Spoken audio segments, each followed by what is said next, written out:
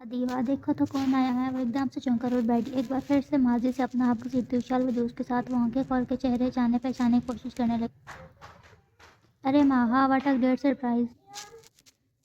وہ اٹھ کے ماہا کے گلے لگ گئی۔ ماہا 3 سال سے امریکہ میں تھی، اس کی شادی اس کا کزن سے ہوئی تھی جو کہ وہاں رہائش پذیر تھا۔ تم لوگ گپ شپ کرو، میں کھانے کا ارینج کرواتی ہوں۔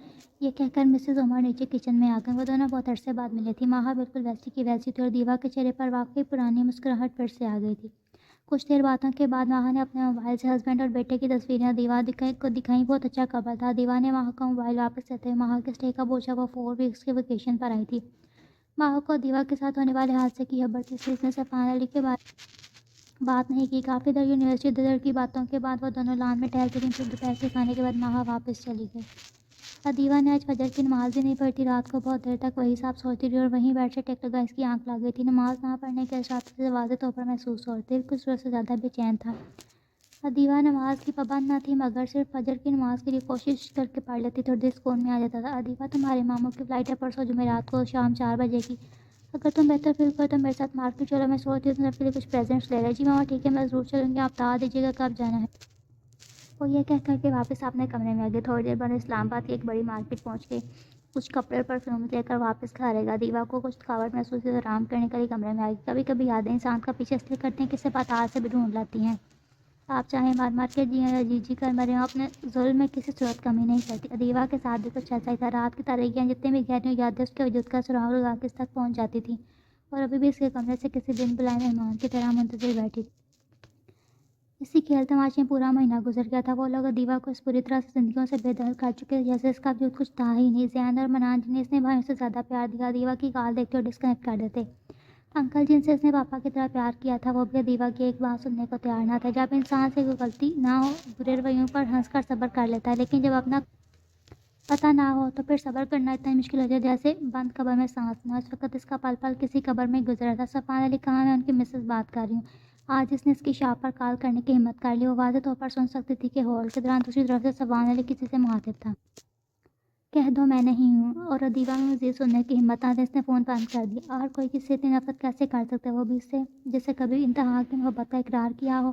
عمر حیات کے صبر کی انتہا ہو چکی تھی۔ انہوں نے بیگم کو سفان علی کے گھر جانے کی ہدایت کی اور اشر کو ساتھ جانے کا کہا۔ وہ خود نہیں جانا چاہتے تھے کیونکہ وہ اپنا غصہ کنٹرول میں اکثر نہیں رکھ پاتے تھے اور ہادی بھی ایسے ٹیمپرامنٹ کا تھا۔ اشر اور مسز عمر گھر سے نکل رہے تھے کہ دیوا بھاگتی ہوئی ماما ماما مجھے بھی جانا ہے پلیز۔ وہ بہت اصرار کر کے ان کے ساتھ چلی۔ کچھ ہی دیر بعد وہ لوگ وہاں پہنچے۔ سیڑھیاں چڑھ کر اوپر پہنچے تو دیوا اپنے کمرے کے سامنے آ کر رک گئی۔ اس کے قدم خود بخود تھم گئے۔ کمرے کا دروازہ باقاعدہ کھلا تھا۔ اپنے کمرے میں نظر آنے والے چینج کو محسوس کر سکتی تھی۔ سب سیٹنگ بدلی جا چکی تھی۔ حیرتوں کے پہاڑ تھے کہ ٹوٹتے چلے جا رہے تھے۔ آگے گئے تو کچن میں موجود آنٹی کی کزن کی بیٹی سعدیہ کچھ بنانے میں مصروف تھی۔ گھر کی رونق تو باہر والوں سے بات ہے، پھر کیسی ضرورت محسوس ہوتی کہ دیوا سفان کو گھر واپس لانا چاہیے۔ آنٹی نے ان سب کو آتا دیکھا انکل کو دوسرے روم میں بھجوا دیا تاکہ وہ کسی بات میں کوئی مداخلت کرے نہ رائے دے۔ جن گھروں میں فیصلوں کا حق عورتوں کو دیا جاتا ہے، پھر اس طرح اجاڑ پجاڑ کرتی ہیں، اور جہاں مردوں کی اتنی عزت ہو کہ فیصلوں کے دوران کمرے سے نکال دیا تو وہ انصاف کی کیا توقع کی۔ وہ سب اندر جا کے بیٹھے تو آنٹی کی حقارت بھری نظروں کا نشانہ دیوا مسلسل بنتی رہی۔ اشر نے انکل کو بلانے کا کہا تو خود غلیظ لہجے میں بولی مجھ سے بات کریں، آپ نے جو بھی باتیں کرنی ہیں۔ مسز عمر اور اشر ان کے رویے پر بہت حیران ہوئے۔ دیوا تو خیر سے یہ سب رنگ دیکھ چکی تھی، اس لیے اس کے لیے کوئی خاص حیرت کی بات نہ تھی۔ اس سے پہلے کچھ بات کرنے آنٹی نے خود ہی بہت غیر متوقع طریقے سے بات شروع کر دی۔ آپ اسے لے جائیں، ہمارے گھر میں اس کی کوئی جگہ نہیں ہے۔ دیوا پر جیسے کسی کوئی ناگہانی آفت نازل ہو گئی ہو، کوئی آسمان میں بجلی اور وہیں جل کے رک گئی۔ ان کا یہ کہنا تھا کہ اشر نے فوراً آنٹی میری بہن نے قصور کیا کیا؟ آج اسے کیسے آپ اتنی بڑی بات کہہ دی؟ آج تو یہ ضرورت سے زیادہ معصوم اور امیچور ہے، ہمارا گزارا نہیں اس کے ساتھ، اور دوسرا ایسی سینسٹیو لڑکی کو ہم اپنے گھر میں رکھ کر جان کا وبال نہیں بنا سکتے۔ کل تک تو میری معصومیت اور میری امیچورٹی کو اس گھر میں میری شخصیت کا مضبوط پہلو سمجھا جاتا تھا آنٹی، اور آج یہی میرے تانا بنا کے آپ میرے منہ پر ماری۔ میں یہاں سے نہیں جاؤں گی، یہ میرے سفان کا گھر ہے۔ دیوا روتے ہوئے اپنی آواز کے ٹھہراؤ برقرار نہ رکھ پائی۔ اشر اور مسز عمر اس کی حالت دیکھ کر ٹوٹ کر رہ گیا۔ اب مسز عمر اشر ضرورت سے زیادہ نرم لہجے میں استفسار کرنے لگے، مگر سفان کی والدہ نے بھی بات تحمل مزاجی سے نہ کی۔ دیوا سے رہا نہ گیا تو انکل کو ڈھونڈتی ہوئی باہر کمرے تک گئی، مگر وہ بھی دیوا کے حق میں فرعون سے کم ظالم ثابت نہ ہوئے۔ دیوا کسی صورت گھر جانے کو تیار نہ تھی۔ جن گھروں کی بنیادوں کو اپنے خون سے سینچا تو پھر وہاں سے نکلنا آسان نہیں ہوتا۔ آخرکار فون پر سفان کی بات دیوا سے کروائی گئی۔ اس نے دیوا کو تم گھر جاؤ، میں وہاں آ کر بات کرتا ہوں۔ اس ساز پر وہ واپس آ گئی کیونکہ جانتی تھی دنیا ادھر سے ادھر جائے، سفان علی دیوا کو کبھی اپنی زندگی سے بے دخل نہیں کر سکتے۔ اسے رابطہ نہ کرنے کی وجہ صرف اس کی ناراضگی ہے، وہ بھی وقتی طور پر۔ وہ ٹھیک ہو جائے گا، سب پہلے جیسا ہو جائے گا۔ ادیبہ کے بھرمتے کے ٹوٹنے کا نام نہ لیتے۔ امیدوں کا بھی کوئی دین نما نہیں ہوتا، ایک دم سے بندیاں ٹوٹتی ہیں، ان کو جتنا مضبوط کر لو ان کی قسمت میں آخر کا ٹوٹنا ہی لکھا ہوتا ہے، چاہے انسان فلک سے چاند توڑ کے رشتوں کی مانگ بھر دے یا چاہے قدموں میں کائنات ڈال دے۔ جنہیں توڑ کے جانا ہو دل سے بندی گھروں کا بھی لحاظ نہیں کرتے، جس سے روح سمیت کر سب کھینچ کے لے جاتے ہیں، پیچھے رہنے والی حالی آنکھیں لیے امیدوں کی قبروں پر بیان کرتے رہ جاتے ہیں۔ بس ادیبہ اپنی برسی کی انتہا پر تھی تو سب واپس آ گیا۔ اب ادیبہ شدت سے صفان علی کا انتظار کرنے لگی۔ کچھ دیر کے بعد گھنٹی بجی اور صفان علی کوریڈور سے ٹی وی لاؤنج میں داخل ہوا۔ عمر حیات نے اسے ویلکم کہا کیونکہ باقی گھر کے لوگ تو اسے دیکھنے کے بھی روادار نہیں تھے، اور جو سلوک اس نے کیا اور کہا تھا ادیبہ کے ساتھ، اس کے بعد وہ اسی سلوک کا مستحق۔ رسمی سلام دعا کے بعد صفان علی ادیبہ کے کمرے میں چلا گیا اور ادیبہ وہاں پہلے سے اس کی منتظر تھی۔ بھاگ کر اس کے گلے لگنے جا تو صفان علی نے اسے ہاتھ کے اشارے سے وہیں روک دیا۔ انسان میں ظرف ہو تو ہی معاف کر سکتا ہے، ایک بات تو بس یہ ادیبہ جتنا ظرف صفان علی کی فطرت میں تھا ہی نہیں، ورنہ جو تکلیفیں زیتے اسے اپنے لہجے سے لفظوں سے اسے نواز دی تھی، ان کا تو حساب کتاب بھی نہ کیا تھا ادیبہ نے۔ اگر وہ اپنا حساب کھولے تو صفان علی اپنی سلائی میں کچھ کہنے کا حق بھی نہ دیا جاتا۔ ادیبہ کے بیان سے اس کو سزا سنا دی جاتی، لیکن بس ادیبہ کے ظرف کی بات جو اس کے رکنے کے اشارے پر سہم گئی تھی، کیونکہ ادیبہ جانتی تھی وہ تسلیل کرنے میں کوئی لحاظ نہیں کرتا۔ ادیبہ ایک بار پھر اس کے ہاتھوں نہیں ٹوٹنا چاہتی تھی۔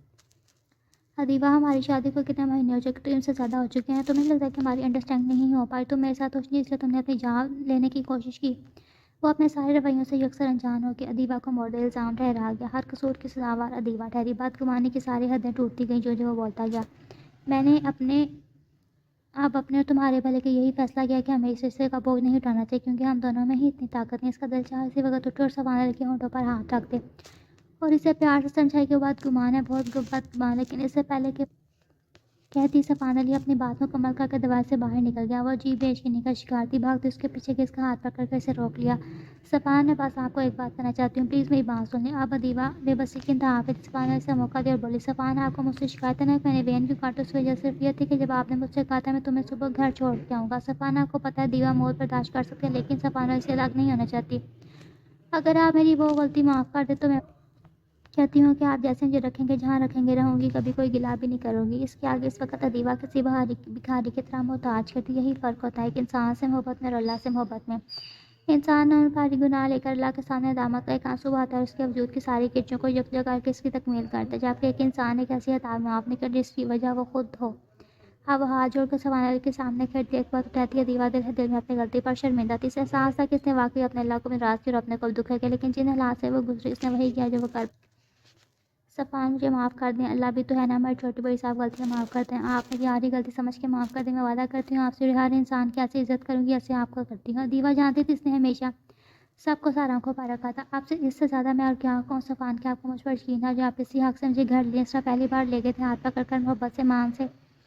کبھی وہ اپنی بات حد بھی نہ کر پائی تھی کہ صفان علی کو تیز سے باہر چلا گیا۔ انسانوں میں اتنا طرف کہاں ہوتا ہے کبھی کسی کی غلطی معاف کر سکے، وہ تو بس ایک چھوٹی سی خطا کے منتظر ہیں، ادھر سے ادھر ہو جائے، ادھر سزا آپ کم قدر، آپ کی ساری محبتیں ساری قربانیاں آپ کو ملا دی جاتی ہیں آپ کے وجود میں۔ ادیبہ تھا اس کے پیچھے بھاگے تو ہادی نے اس کا ہاتھ پکڑ لیا۔ ادیبہ سنبھالا خود کو، مجھے مجبور مت کرو میں اس انسان سے وہ سلوک جو تم برداشت نہ کر سکو۔ کبھی سوچا ہے ادیبہ کس تکلیف سے گزر رہے ہیں ہم سب؟ مانا کہ تمہاری محبت کے معاملے میں ہمارے وجود بے وقت ہے، صفان علی کے اونچے مرتبے کے آگے ہم تمہیں دکھائی دے، لیکن ہمارے وجود کو اتنا بھی مت نظر انداز کرو ادیبہ کہ کل کو تمہیں ہماری ضرورت پڑے اور تمہیں ہمارے مردہ وجود مٹی کے ڈھیلوں سے نکالنے پڑیں اور پھر ہم تمہارے کچھ کام نہ آ سکیں۔ ہادی کی آنکھیں بکتی چلی جا رہی، وہ اپنی بات مکمل کیے بنا ہی وہاں سے چلا گیا۔ وہ بوجھل قدموں سے کمرے واپس آ گئی، جانے کتنی دیر ہوتی رہی، اس بات کو 5 دن گزر گئے تھے۔ عمر حیات اور مسز عمر ادیبہ کے پاس ہے، وہ اپنے کمرے میں کچھ بکس کو ترتیب سے شیلف میں لگائی تھی۔ ماما پاپا آپ آئیں بیٹھیں، کیا آپ لوگ مجھے بلا رہے تھے؟ نہیں بیٹا کوئی ہاس نہیں، بس میں نے تم سے پوچھا کیا پلان آ گیا؟ فارغ ضمن الٹی سیدھی سوچوں کے علاوہ کچھ نہیں آتا، میں سوچا تم کیلیفورنیا چلی جاؤ، آرٹنگ بھی ہو جائے گی، تمہارا شوق بھی ایسی جگہ دے۔ واہ پاپا گریٹ آئیڈیا، لیکن صفان پاپا صفان سے بات کری، وہ مان تو جائیں گے نا، ہم دونوں کو کچھ بریک میں مل جائے گی۔ اب عمر حیات ہمت کر کے وہاں زیادہ دیر نہ بیٹھ سکے، دونوں پریشان دکھائی دیتے۔ ادیبہ کے اس جواب کے بعد دونوں چپ کر باہر نکلے، بیڈ پر بیٹھ کر سوچنے لگی اپنا اور صفان کے ساتھ کیلیفورنیا کی خوبصورت گرینری میں حسین لمحے ہوں گے۔ وہ کافی دیر خود سے بات نہیں کرتی آئی، ڈائننگ ٹیبل کوئی موجود نہ تھا۔ جب ادیبہ ڈنر کے لیے آئی تو سب لوگ ناچ بھی افسردہ پریشان آئے بیٹھے۔ ادیبہ سمجھ ہی نہ پائی کیا ہوا کہ اس کے بہت اصرار پر ساتھ میں تھوڑا تھوڑا کھانا کھا اپنے کمرے میں چلے گئے۔ شاید پریشانی اور دکھ مارنے کے لیے اپنے کمرے کی دیوار سے اچھا سچا ساتھی کوئی نہیں ہوتا، وہ آپ کو ہر کروٹ ٹوٹتے بکھرتے زندگی سے لڑتے دیکھتی ہیں، آپ کے سارے راز اپنے اندر جمع کرتے رہتے ہیں۔ ٹھیک ہے، اگلے دن ایک लौटा आकर उमर हयात के दरवाजे के आगे रुका तो दीवा बेहतर कमरे की बालकनी पर आ गया। अब ड्राइवर और वॉचमैन मिलकर इस गाड़ी से सामान उतारने लग गया। दीवा के कदमों से जैसे ज़मीन निकल गई तो वही सामान था, इसके कमरे का, इसका बेड, ड्रेसिंग टेबल। वो नंगे पाँव कार पोर्च की तरफ भागी। मामा मामा ये क्या, प्लीज़ जल्दी आएँ, जैसे कोई दर्द की एक्सट्रीम से चिल्ला रहा, मगर आवाज़ इतनी धीमी कि आप अपने आप को सुनाई भी ना दिया। दीवा चिल्ला कर पूछ, क्यों लाए हैं आप लोग ये सब, किससे पूछ के मेरे कमरे से सामान उठाए? वो अपने आवाज़ सब खो रही थी। इतने में मिसेज उमर तेज से बाहर आईं और पीछे उमर हयात और हादी भी आ गए। मिसेज उमर ने सामान स्टोर रूम में रखने की हिदायत की और वो लोग दीवा को कमरे में ले आए। बाबा प्लीज़ फ़ोन करें सफ़ान को, इसे पता भी नहीं होगा ये हमारे कमरे का सामान। इसे हादी प्लीज़ तुम कॉल करो, कोई तो फ़ोन करो। इसे सब सर झुकाए करते मिसेज उमर बार बार से गले लगाकर दिलासे देती, मामा प्लीज़ आप पूछना। ओके कोई मत करो, मैं खुद सफ़ान को फ़ोन करती। और वो अपने कमरे से फ़ोन उठाने के लिए भागी कि अचानक इसका हाथ हादी ने पकड़ा। नहीं है दीवा, अब इसकी ज़रूरत नहीं हो। बहन को गले लगाता रहा, आंसू रोकने की नाकाम कोशिश करना। क्या मतलब आधी ज़रूरत क्यों नहीं है? ये सामान आंटी ने भेजा होगा, मुझे पता है। सफ़ान को तो पता भी नहीं होगा, मैं इसको बता कर आती हूँ। अदीवा प्लीज़ समझने की कोशिश करो, हकीकत को जितनी जल्दी तस्लीम कर लिया जाए उतना ही अच्छा होता है। पापा कौन सी हकीकत, आप लोग क्या बात करें, क्या हुआ? मामा प्लीज़ आप मुझे बताइए सब क्या है। हज़ार तरह के वहम इसका दिल में आने लगे। कभी वो एक से सवाल करती तो कभी दूसरे से। अदीवा सवान तुम्हें तलाक भिजवा चुका है।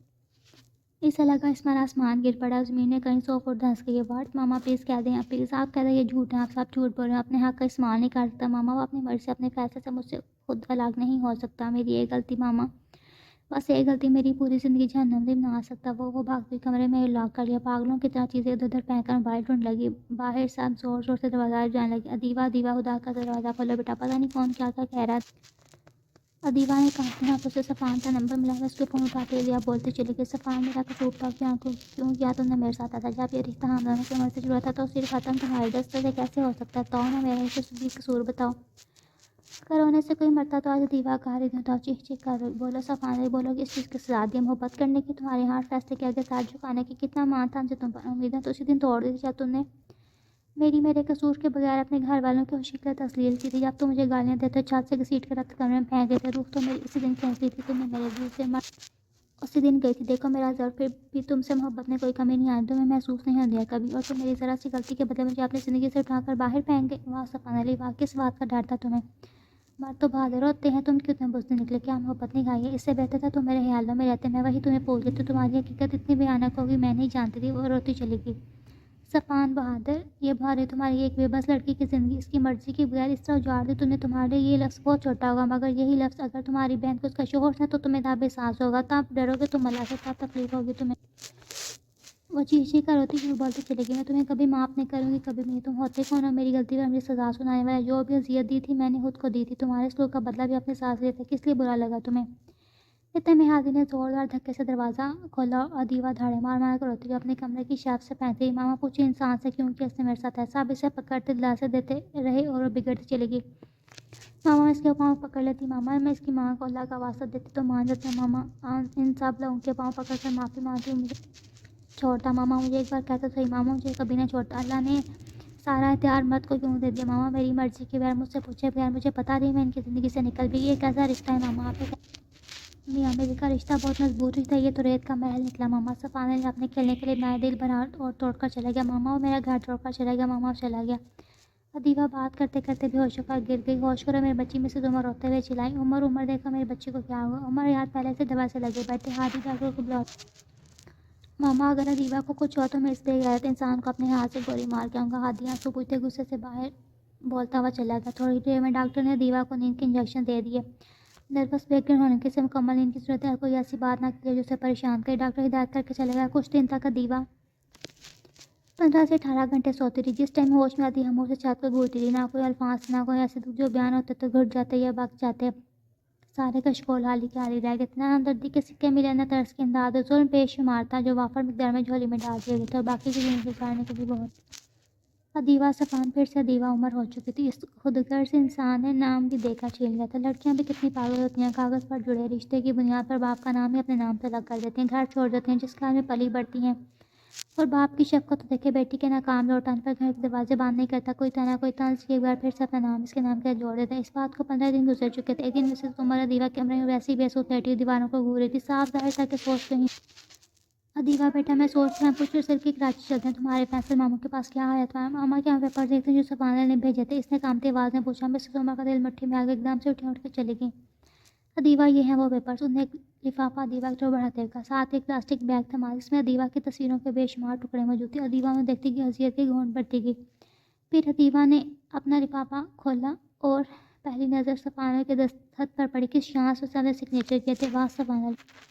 ادیبہ نے پھر طلاق کی وجہ پڑھنا شروع کی، جیسے اسے پڑھتے کہ اسے اپنا وجود کسی گہری کھائی میں گرتا محسوس ہو گیا۔ پہلی لائن میں ذہنی توازن میں خلل لکھا اور آگے ہی وہی میچورٹی، اسی طرح کی 4-5 چوٹیں جن کو بغیر پڑھی ادیبہ نے کاغذ فولڈ کر لفافے سمیت پاس پر رسائی ٹیبل پر رکھ دیا۔ واقعی سفانہ، تم سے محبت کرنا میرا واقعی دماغی حلل تھا۔ کوئی عقل والی لڑکی کبھی ایسا قدم نہ اٹھاتی ہے۔ وہ خود سے باتیں کرنے لگی، دل سے دل میں تڑپتی رہی۔